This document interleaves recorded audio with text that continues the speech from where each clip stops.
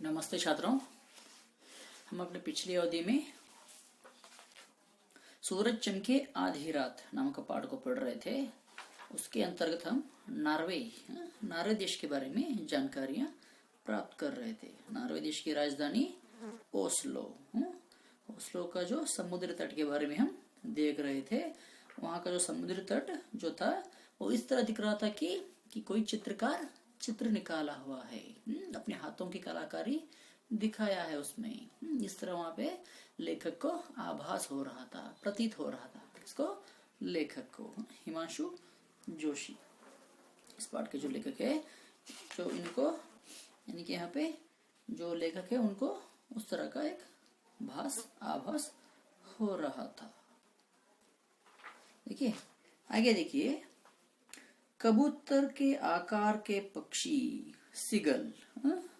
किसके आकार? कबूतर। कबूतर तो हमने देखा है सब लोग। उस कबूतर के आकार का पक्षी का नाम क्या है? सीगल, यानी सागर पांखी। सागर पांखी, सीगल यानी कि हम उसे हिंदी में सागर पांखी कहते हैं। सागर पांखी झुंड में उड़ रहे हैं। वह कैसे उड़ रहे हैं? झुंड में। झुंड यानी कि ग्रुप। अपने ग्रुप में वह उड़ रहे हैं। सागर पांखी अपने ग्रुप में उड़ रहे हैं। एक अजीब सी कोई कोई की आवाज। कैसी आवाज कर रहे हैं? एक अजीब सी, स्ट्रेंज सा आवाज कर रहे हैं। कैसा आ रहा है वह आवाज? कोई कोई, कोई कोई यह आवाज आ रही है। पंख फड़फड़ाने का स्वर। कोई कोई की आवाज, पंख फड़फड़ाने का स्वर। उनका जो पंख है उसे फड़फड़ाने का स्वर सुनाई दे रहा है। पहाड़ियों की हल्की सी ढलान। पहाड़ियां, पहाड़ होते हैं, और पहाड़ियों की हल्की सी ढलान, उस पर चादर की तरह फैला है यह शहर। उस पर एक चादर की तरह वो जो पूरा का पूरा शहर है वहां पे फैला हुआ है। सभी मकान खूबसूरत है। जितने भी मकान है वहां पे सबके सब खूबसूरत है। हर घर के आसपास बगीचा बनाने की सुंदर परंपरा है। यहाँ प्रत्येक घर के पास एक बगीचा बनाने का परंपरा, सुंदर सी बगीचा बनाने की एक परंपरा है वहां पर। ठीक है, ओस्लो में जो भी घर हो उसके सामने क्या होता है? वहां पे बगीचा तो होता ही है। हरी हरी मुलायम धूप, हरी हरी और मुलायम सी धूप, रंग बिरंगे फूल उस बगीचे में। रंग बिरंगे फूल, कहीं चोरी आड़ू तो कहीं सेब के वृक्ष, कहीं चेरी आड़ू तो कहीं सेब के वृक्ष। सब्जियों में पालक, गोभी और सलाद के चौड़े चौड़े पत्ते। सब कुछ कितना सरुचिपूर्ण है वहां पे। वो सब कुछ ऐसा माहौल है। रंग बिरंगे फूल है, चेरी फ्रूट देखा है? चेरी, वो चेरी है। तो कहीं सेब के वृक्ष है, कभी सब्जियां हैं, सब्जियों में पालक है, गोभी है, सलाद के छोटे छोटे पत्ते हैं। यह सब कुछ कितना सरुचिपूर्ण है। सब कुछ सुंदर है, मन को छूने वाले है, मन को अच्छे लगते हैं, सुंदर लगते हैं। ये सब कुछ वहां का माहौल है। ठीक है। ओस्लो में प्रवासी भारतीयों की संख्या 1600-1700 के लगभग होगी। वो जो ओस्लो है वहां पे भारतीय प्रवासी, प्रवास करने के लिए जाने वाले भारतीयों की संख्या कितनी है? लगभग 1600-1700, 1600 to 1700 लोग वहां पे भारतीय प्रवास करने के लिए गए रहते हैं। हमेशा उतने संख्या में भारतीय रहते हैं वहां पे। नॉर्वेवासी भारतीयों की कार्यनिष्ठा तथा परिश्रम के प्रशंसक है।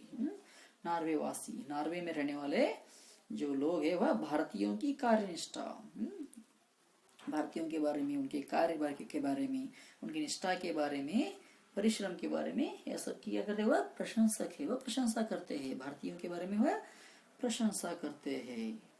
उनके समाज में भारतीय बड़ी प्रतिष्ठा की निगाह से देखे जाते हैं। जो नॉर्वे की जो समाज है वहाँ के लोगों के जो समाज में भारतीय लोगों को एक ऊंचा स्थान मान दिया गया है। उनको देखने का अंदाज बहुत ही अच्छा है।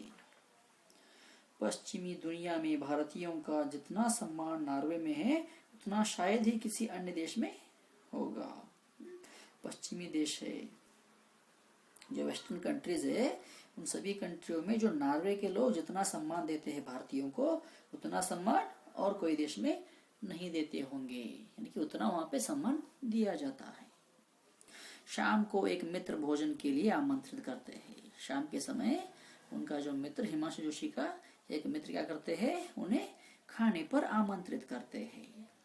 भारतीय मूल के है, वो भी क्या है, भारतीय मूल के। 20-25 वर्षों से नॉर्वे के निवासी है। वह 20-25 वर्षों में नॉर्वे में ही बसे हुए हैं। विदेशों में हम भारतीयों के लिए खाने पीने की समस्या रहती है, ये तो कॉमन है। विदेशों में भारतीयों के लिए खाने पीने के लिए कुछ समस्या, प्रॉब्लम्स होती है। हम मसालेदार गरम खाना पसंद करते हैं। भारतीय क्या करते हैं, मसालेदार और गरम खाना पसंद करते हैं, जबकि नॉर्वे में सब कुछ ठंडा खाने का रिवाज है। लेकिन नॉर्वे में सब कुछ ठंडा ही खाया जाता है। दूध भी ठंडा, प्राय सब कुछ कच्चा। दूध भी ठंडा ही होता है और सब कुछ कच्चा ही रहता है, ज्यादातर पका हुआ नहीं रहता है। हाँ, पनीर तरह तरह का होता है यहाँ। जो पनीर है वह वहाँ पे अलग अलग प्रकार का पनीर होता है।